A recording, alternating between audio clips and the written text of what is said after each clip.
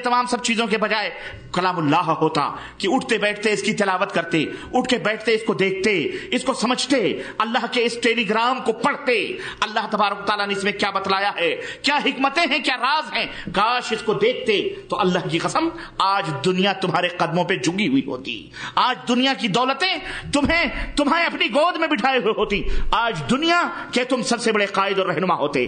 لیکن اقبال نے کہا تھا وہ معزز تھے زمانے میں مسلمان ہو کر، تم خوار ہوئے اور تم خوار ہوئے تارک قرآن ہو کر، اس قرآن کو تم نے چھوڑ دیا، اس قرآن کو سمجھنا تم نے ترک کر دیا۔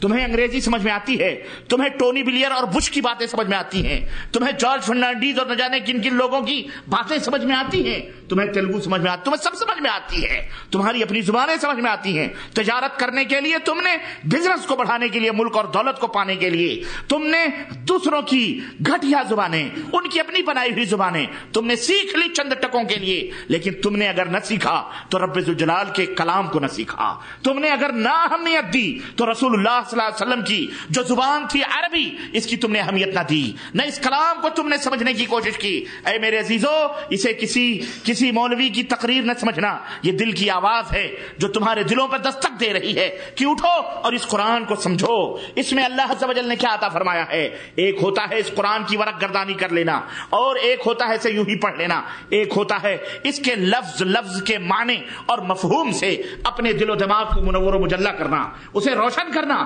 یہ کتاب ہدایت ہے، ھدی للناس ہے، لوگوں کے لیے ہدایت ہے۔ ذالک الکتاب لا ریب فیہ، یہ وہ کتاب ہے جس کے اندر کسی بھی شک اور شبہے کی کوئی گنجائش، بولو، اس کی صداقت اور سچائی میں شک اور شبہے کی کوئی گنجائش نہیں ہے۔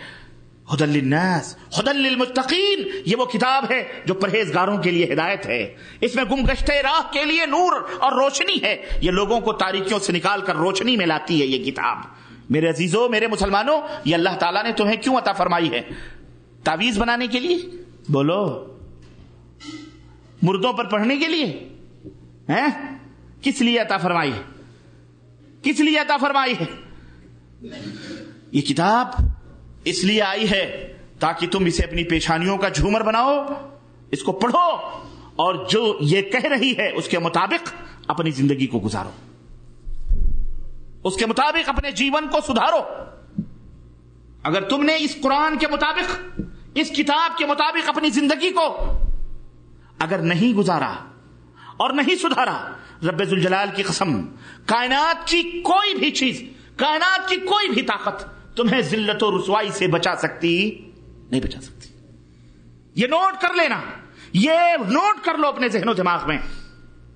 یہ قرآن اللہ کا کلام ہے، اس کی عزت کرو گے؟ اس کی عزت کیا ہے؟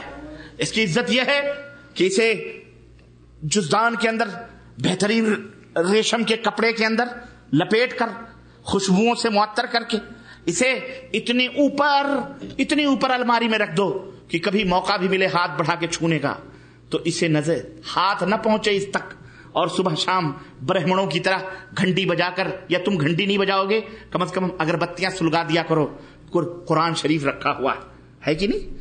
جانتے ہو یہ قرآن کیا ہے؟ اللہ کی قسم، یہ قرآن قیامت کے دن یا تو تمہارے لیے گواہی دے گا یا تو تمہارے خلاف گواہی دے گا۔ ہاں، یہ اللہ کے رسول صلی اللہ علیہ وسلم نے فرمایا، یہ قرآن یا تو تمہارے لیے جنتی ہونے کی گواہی دے گا یا تمہاری بدبختی کی گواہی دے گا قیامت کے دن۔ ہاں، معلوم ہے؟ یہ کیمرہ ہے۔ یہ کیا ہے؟ بولو، کیمرہ ہے، کیمرہ ہے۔ تم اپنے گھر میں جو کرتے ہو اور جو بولتے ہو سب نوٹ کرتا ہے، یہ کیچ کر رہا ہے۔ یہ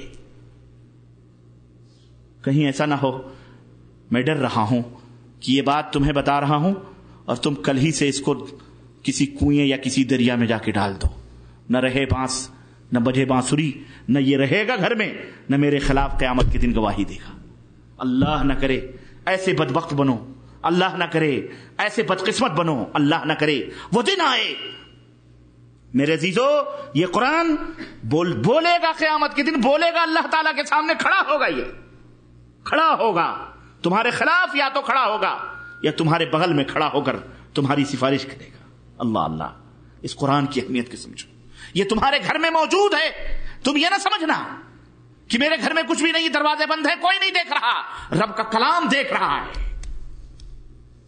رب کا کلام بولو دیکھ رہا ہے، سن رہا ہے. رب کا کلام کیچ کر رہا ہے، نوٹ کر رہا ہے. میں اس لیے بتا رہا ہوں یہ باتیں تاکہ تمہیں اس کی اہمیت کا اندازہ ہو. تم اسے 1000 پردوں میں چھپا کے رکھ دو، تم اسے الماریوں میں، صندوقوں میں بند کر کے رکھ دو، اس کی نگاہیں بڑی تیز ہیں. تم 1000 کمروں کے دروازے بند کر کے برائیاں کرو، اس کی نگاہیں بڑی تیز ہیں. ریس کی طرح تمہارے اعمال کا مراقبہ کر رہا ہے یہ قرآن، دیکھ رہا ہے یہ قرآن. تم نے اس کے ساتھ کیا سلوک کیا ہے؟ ایک ایک پل اور لمحے کی گواہی دے گا یہ قرآن کے بارے الہا. تو نے تو مجھے اس لیے بھیجا تھا، اور اس نے کلمہ اس لیے پڑھا تھا تاکہ، اور اس نے کہا تھا آمنت باللہ و ملائکتہ و کتبہ.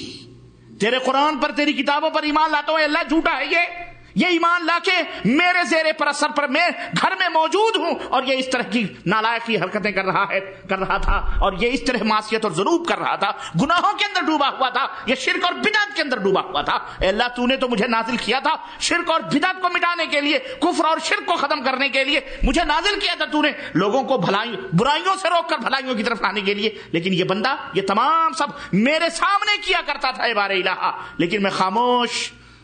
آج کے دن کے لیے خاموش تھا میں. آج میں تجھے یہ تمام چیزوں کی اطلاع دیتا ہوں. تو میرے عزیزو، یہ رسول اللہ صلی اللہ علیہ وسلم کا فرمان ہے، یہ ریکارڈ کر رہا ہے سب کچھ. یہ تمہاری جاسوسی، تمہارے گھر میں رب کے یہ چیزیں موجود ہیں. اسے تم یہ سمجھنا کاغذ کی چیزیں ہیں، اس میں کچھ نہیں ہے. یہ بہت بابرکت ہے. تمہیں تو اس کی برکت اسی وقت سمجھ میں آتی ہے نا جب تم مرنے لگتے ہو. ہاں، جب جان پھنستی ہے گلے میں، نرخرے میں، تو کہتے ہو سورہ یاسین پڑھو، سورہ یاسین پڑھو. یا جب مر جاتے ہیں لوگ تو کہتے ہیں ملاؤں مولویوں کو بلاؤ، حبجی لوگوں کو سپارے پڑھ دیں، سپارے پڑھ دیں. زندگی بھر اس بندے نے قرآن کو ہاتھ تک نہیں لگایا. وہ الف کا نام، لام کا لٹھا بھی نہیں جانتا تھا، اسے پتہ ہی نہیں تھا قرآن کیا ہے. اپنی مرضی سے زندگی گزارتا تھا. لیکن مرنے کے بعد حفظ ملاؤں نے بیٹھ کر یہ بہانہ بنایا پنڈتوں کی طرح کھانے پینے کے لیے کہ قرآن پڑھ دو خلاص یہ جنت میں چلا جائے گا. اور تم نے بھی تسلی کر لی کہ قرآن پڑھ دو جنت میں اس کو بھیج دو خلاص. میاں جو خود کو فائدہ زندگی بھر نہ پہنچا سکا، جس نے قرآن کی شکل و صورت زندگی بھر نہ دیکھی، جس نے قرآن کے خلاف پوری زندگی گزاری، مرنے کے بعد تم قرآن پڑھ کے جو پھونکو گے، وہ کیا کوئی تنکا ہے اڑ کے آسمانوں میں چلا جائے گا؟ وہ جہنم میں جائے گا. وہ کہاں جائے گا؟ اس کی بخشش نہیں ہو سکتی، نہ اس پڑھنے کا کوئی فائدہ ہوگا. اس لیے ہوش کے ناخن لو، ان ملاؤں کے دھونگ دھتوروں میں نہ آؤ. یہ فراڈی لوگ ہیں، یہ فراڈی لوگ ہیں یہ. ہاں، اس لیے مسلمانوں اس کی عظمت کو سمجھو اور اس کو پہچانو. اور اس کو پہچاننے کا مطلب، اس کے اللہ تبارک تعالیٰ نے اس کو ایسے نہیں نازل فرمایا. اللہ تعالیٰ نے تمہیں دماغ عطا فرمایا. سب سے پہلے کیا عطا فرمایا؟ دماغ. پیدا ہوئے تو بد دماغ نہیں تھے، پیدا ہوئے صحیح دماغ تھا. الحمدللہ 1000 میں کوئی ایک بے دماغ ہو جاتا ہے، بیچارہ پاگل ہو جاتا ہے، لیکن اللہ نے تمہیں دماغ عطا فرمایا. ٹھیک ہے، پیدا ہوئے، کچھ دن گزرے، مہینے سال گزرے، چلنے لگے، آواز آئی، تم نے ہر چیز کے بارے میں معلومات حاصل کرنا شروع کی، اپنے دماغوں میں نقش کرنا شروع کیا. مما یہ کیا ہے، بابا یہ کیا ہے، بھیا یہ کیا ہے، آپا یہ کیا ہے، دیدی یہ کیا ہے، بیٹا یہ پیالی ہے، بیٹا یہ چمچ ہے، بیٹا یہ سیڑھی ہے، بیٹا یہ چارپائی ہے، بیٹا یہ تکیا ہے، بیٹا یہ گلاس ہے، بیٹا یہ چائے ہے، بیٹا یہ انڈا ہے، بیٹا یہ بریڈ ہے، بیٹا یہ مرغی ہے. جو بچے کی سمجھ میں نہیں آتا وہ سوال کرتا ہے، جو چیز اس کی الجھن ہوتی ہے وہ سوال کرتا ہے. کچھ علم اس کو سوالات کے ذریعے سے حاصل ہوتے ہیں اور کچھ علم سن کے حاصل ہوتے ہیں. ممی پیالی لاؤ، چھوٹا بچہ بیٹھا ہے وہ بھی کہے گا ممی پیالی لاؤ، وہ بھی پیالی جھٹ سے بولے گا. کیوں؟ اس نے وہ سمجھ چکا ہے کہ پیالی کس کو کہتے ہیں. سمجھ رہے ہیں پیالی کس کو کہتے ہیں؟ ہمارا چھوٹا سا بچہ عبداللہ ہے. میں ایک دن گھر میں داخل ہوا، میں نے کہا میری لنگی لاؤ. وہ بیچارہ پریشان، میں دیکھ رہا ہوں اس کو، میں جان بوجھ کے بولا لنگی لاؤ. وہ منہ دیکھ رہا ہے، ادھر ادھر پریشان ہے. کیا لاؤں؟ لنگی. جب تک چھوٹی بیٹی میری سارا اٹھ کے میری لنگی اٹھا کے لائی. جب وہ لنگی اٹھا کے لائی تو وہ رونے لگا اور لنگی ہاتھ میں لے کر کے آ کے مجھے دیا. میں نے اس سے لے کر اس کو دیا، پھر اس سے لیا، چپ ہو گیا وہ. آئندہ جب بھی اللہ کی قسم میں گھر میں داخل ہوتا ہوں اور جیسے ہی میری زبان سے یا میں کرتا اتارتا ہوں اور جیسے ہی میری زبان سے لنگی نکلتی ہے وہ ننھا منھا بچہ دوڑ کے میری لنگی لا کے میرے سامنے کر دیتا ہے. اس کا مطلب یہ ہے بچوں کی فطرت ہے جستجو تلاش. بچے کچھ چیزیں علم حاصل کرتے ہیں آپس میں ایک دوسرے کی سن کر, اور بچے کچھ علم حاصل کرتے ہیں اسے سوال کی شکل میں. میرے عزیزو یہ دماغ کی علامت ہے کہ اللہ تعالیٰ نے آپ کو سمجھ عطا فرمائی ہے, اللہ نے یہ نعمت عطا فرمائی ہے سوچ اور سمجھ کی. اور اس دماغ کو ہینڈل کرنے کے لیے, اس دماغ کو صحیح رخ دینے کے لیے, اس دماغ کو صحیح گائیڈ کرنے کے لیے اللہ تعالیٰ نے تمہیں دنیا میں جو بھیجا ایسے ہی نہیں بھیجا کہ جاؤ اپنی مرضی